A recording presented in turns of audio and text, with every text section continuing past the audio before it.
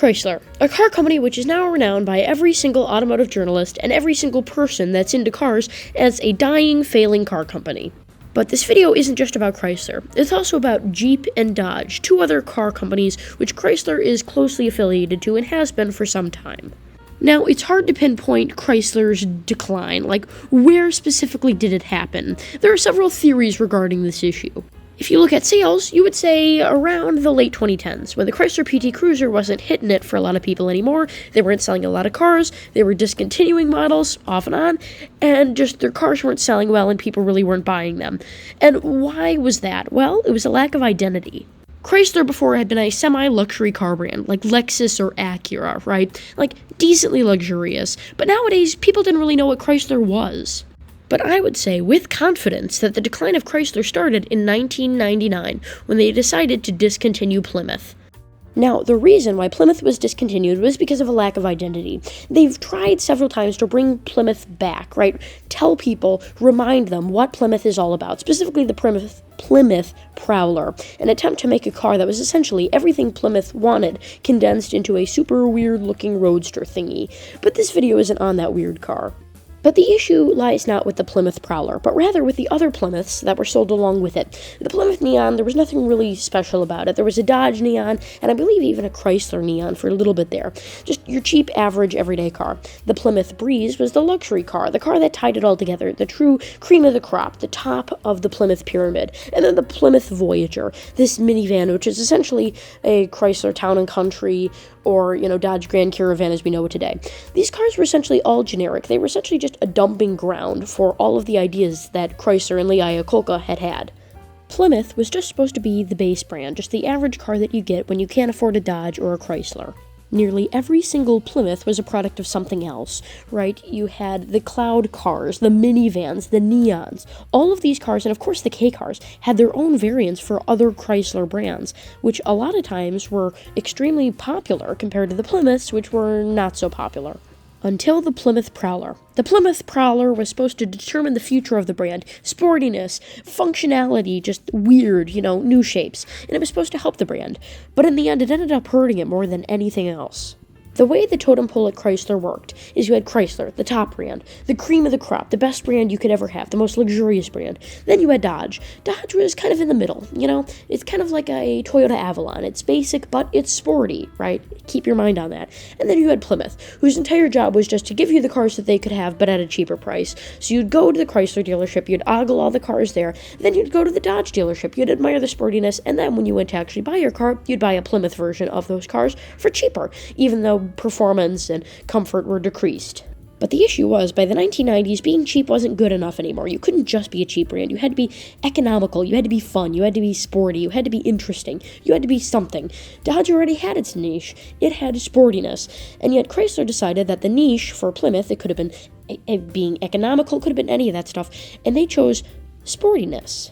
But the issue with Plymouth was, it wasn't just pure sportiness, it was weirdness. And because Chrysler and Dodge, Jeep, because they already had a brand that was sporty and cheap, Plymouth not only didn't succeed, but looked really weird. Look at the Plymouth Prowler compared to, the Dodge fast sedan of that time. I forgot what the name of it is.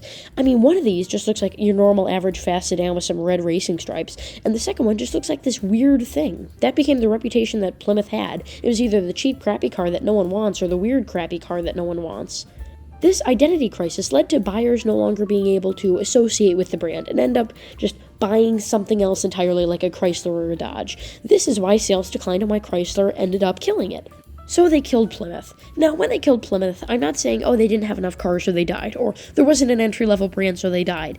It's how they integrated Plymouth into their brands, and specifically one car that is the definite car, the definite moment that we can tell when Chrysler's identity started dying. The PT Cruiser. This thing was such a bad car. It was such a hunk of junk.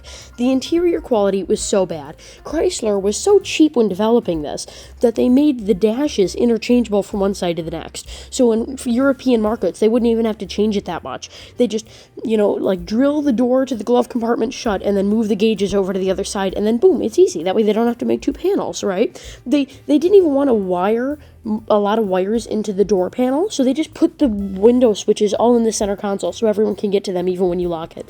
This car was unbelievably cheap. The steering wheel was plastic, it was dummy, it was fake, it was just ugly, injection molded crap. And normally that would be fine, because the car company that this was intended for was Plymouth.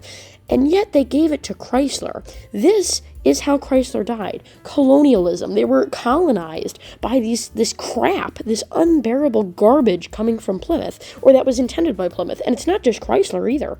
Dodge. Dodge was doing great. Dodge was perfect. They were outselling other cars. Their fast cars were so fast. People loved them. Good old American muscle. Dodge was advancing. They had finally found their niche. People were willing to pay for them. They really were into the drive of something good.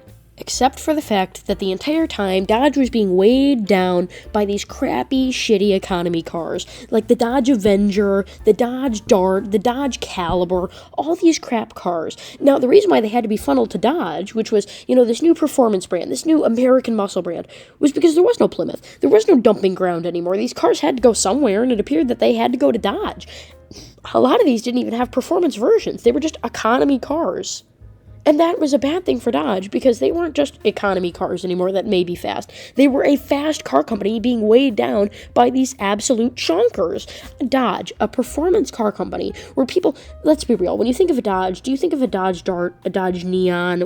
No, you think of a Dodge Challenger or a Dodge Charger. That same company had to be weighed down by the Dodge Grand Caravan. A great minivan, but a minivan nonetheless, when we both know that that minivan only came into existence because there was no Plymouth to shovel it onto. And even still, Dodge kept trying. They tried to make the minivan sporty. They tried to shovel everything into one condensed thing. But it just wasn't working.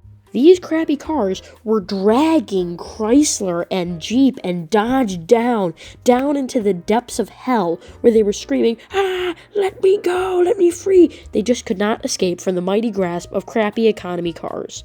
It's like having a sleepover with all your bros, but your 5-year-old brother is over and you have to watch him the entire time. No one wants to do that. Now, Dodge has also dealt with several other colonization events like this, issues that threaten Dodge's sanctity, and yet they've dealt with it pretty well.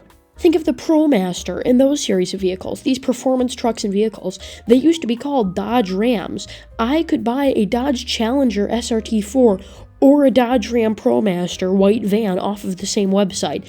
Eventually, soon, they got rid of it, right? They changed the Ram and they made it its own thing and its own car company.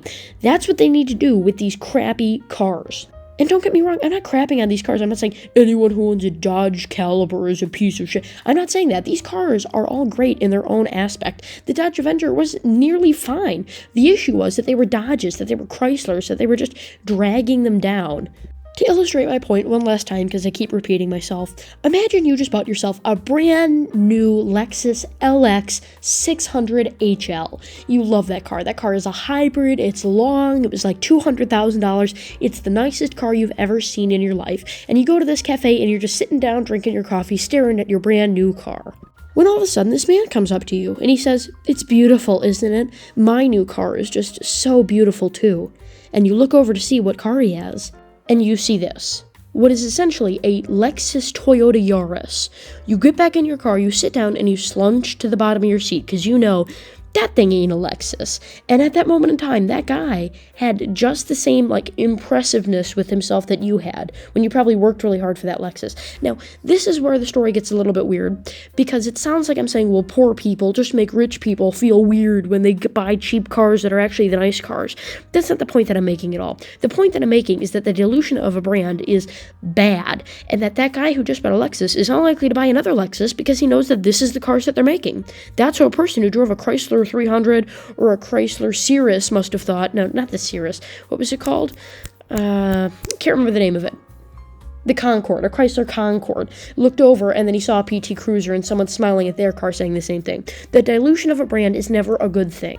But don't get worried, Mopar fans.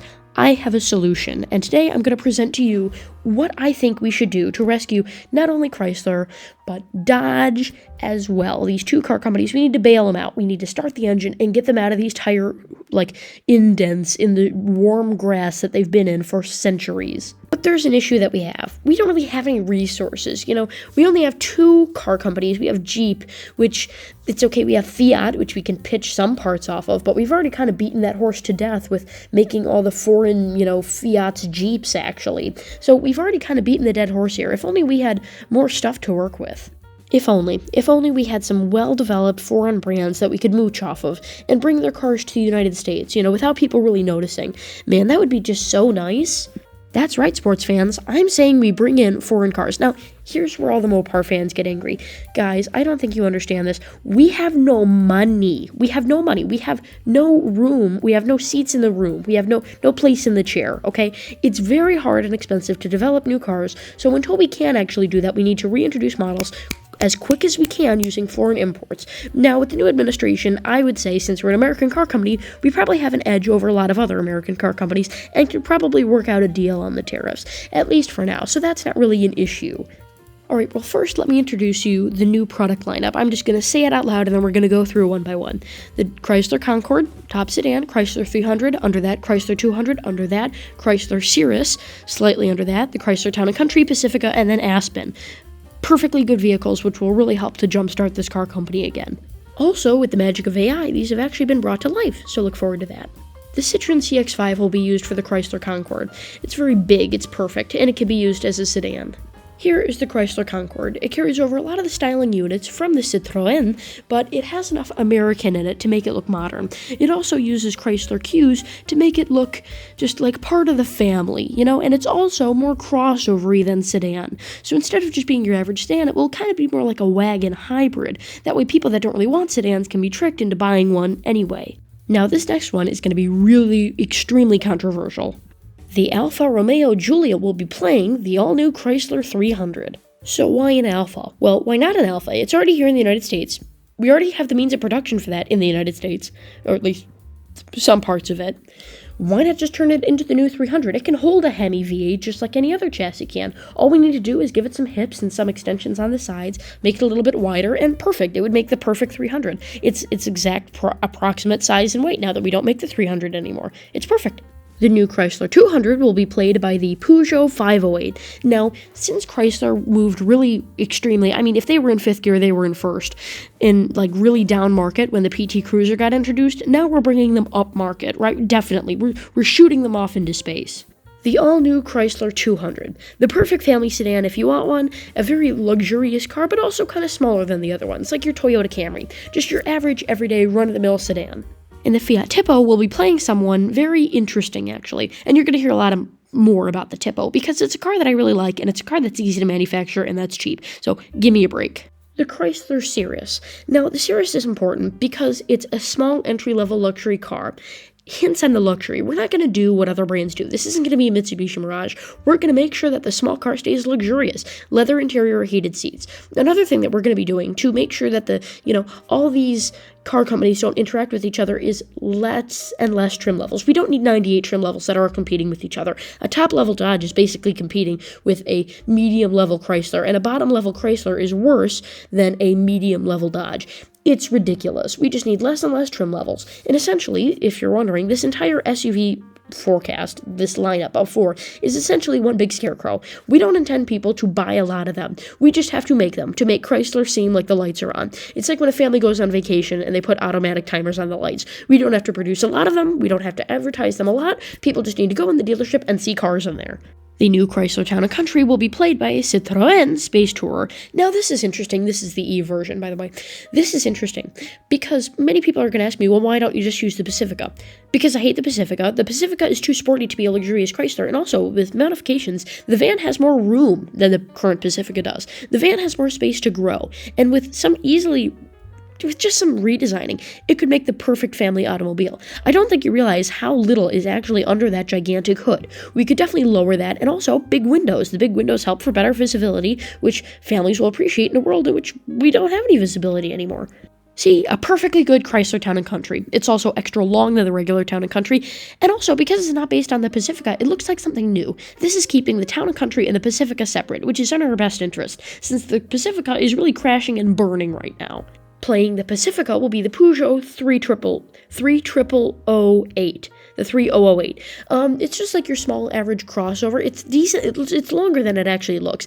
And remember, there's no real framing on the top of the car, like especially towards the back, so we can elongate that, like light work, no reaction. Now, I know that this looks very similar to the Pacifica, that this looks very similar to the Town and Country, and that's intentional. They're essentially supposed to be the same car, one with sliding doors and one with not. This is also based on a lower platform, so instead of having that big van-like stature, this is more of like your family, everyday crossover, wagon hybrid thing, right? A very versatile vehicle.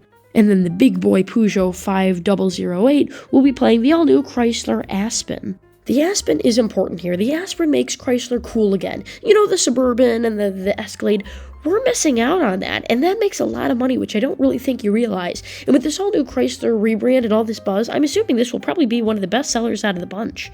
Now, look at this. Now, again, the AI isn't perfect. It's not really great at designing cars. It's kind of new to this, but would you rather have no visuals at all? And I think that, you want to know what? They actually look pretty good. Yeah, here they are. It's a well-defined Chrysler. Chrysler has an identity now. Chrysler is unified. People know what a Chrysler is. They know what to look out for, and yet it still hasn't lost the historic charm that Chrysler, in my opinion, has always had. Alright, now here's the part which is really controversial. The Dodge Challenger, and you'll never believe this, is being played by the Honda Civic. No, I'm joking. The Dodge Challenger is being played by the Dodge Challenger. The Dodge Charger is being played by the Dodge Charger, and the Dodge Durango is being played by the Dodge Durango. If it ain't broke, don't fix it. I'm not some busybody who needs to redesign every single thing.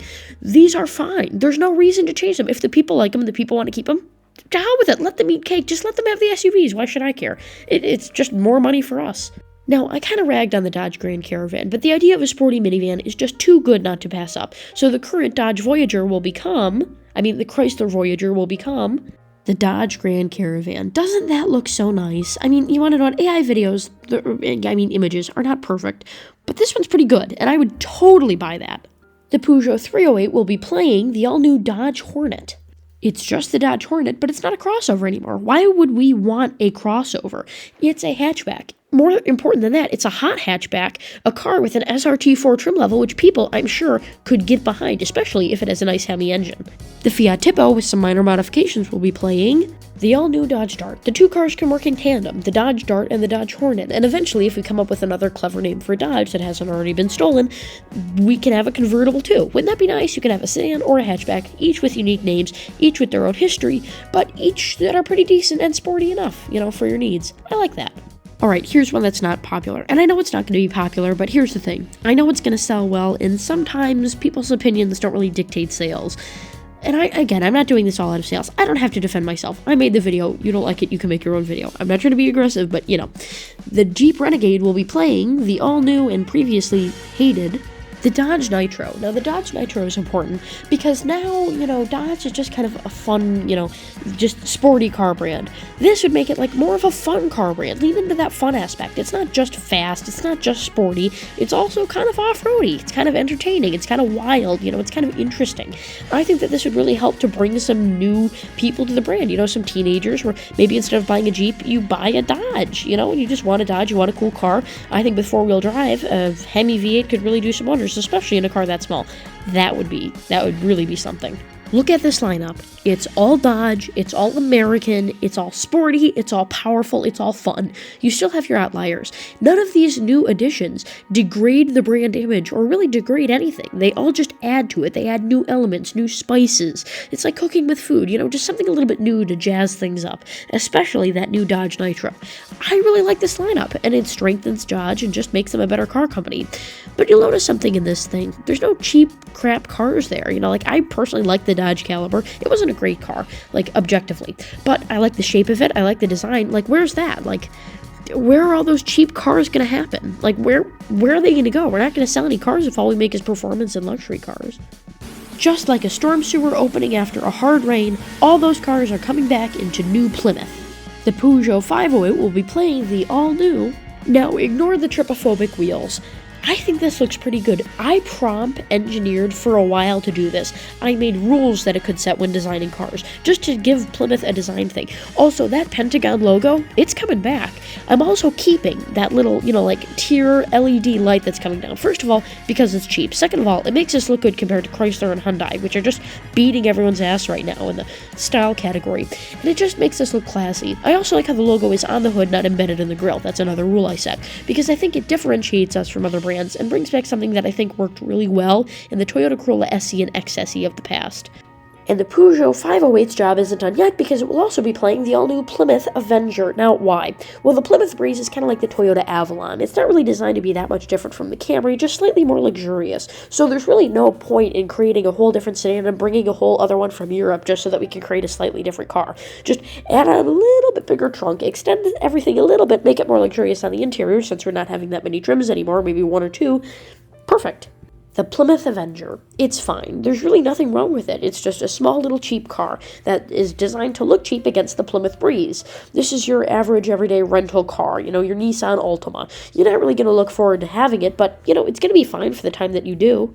And the Fiat Tipo, which is at the time playing triple duty, is going to be playing the all-new Plymouth Neon. Now, I really like this because I like the headlights. Now, I get it. They're not perfect circles. Eventually, we can bring back the perfect circle headlights, but it's not going to work with US codes at the moment, and it's not going to work with the style of the car and the bumper that we're using and other stuff like that. So I think this design just works a lot more better, if that makes sense.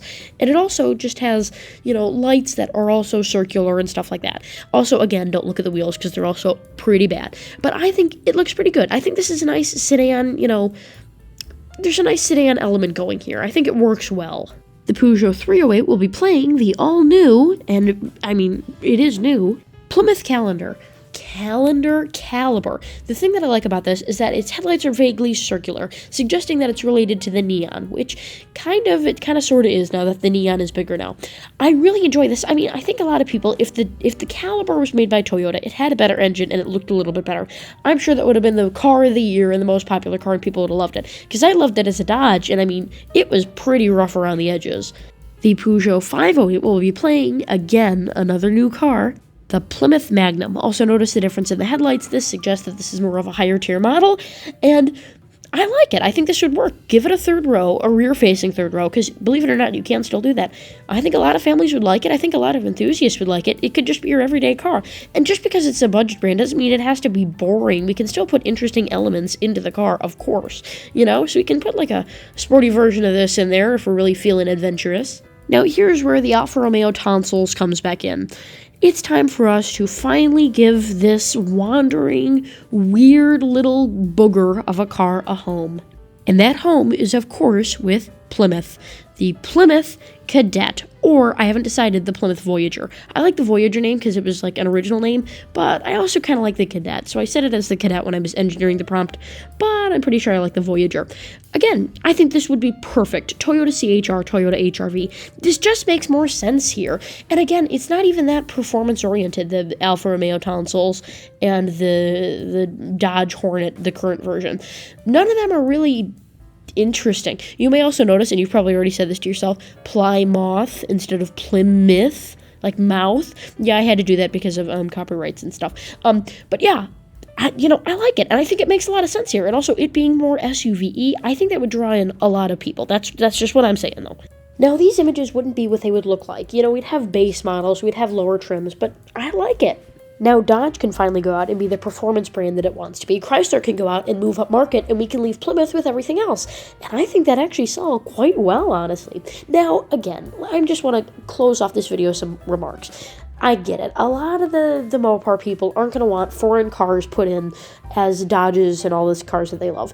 But there's really no other option. It's either alter the history a little bit temporarily. Again, we can re-engineer these to be 100% American once we finally have sales and money and other stuff like that. But I think for now, these rebadges are our best option, sincerely. And also, I would say, they need to split Stellantis apart. We need to get the American brands and then the European brands and separate them. They need different CEOs. No one can understand an angry American or angry Americans like an angry American. They need to get an angry American in there, because I'm sure changes would be made very quickly.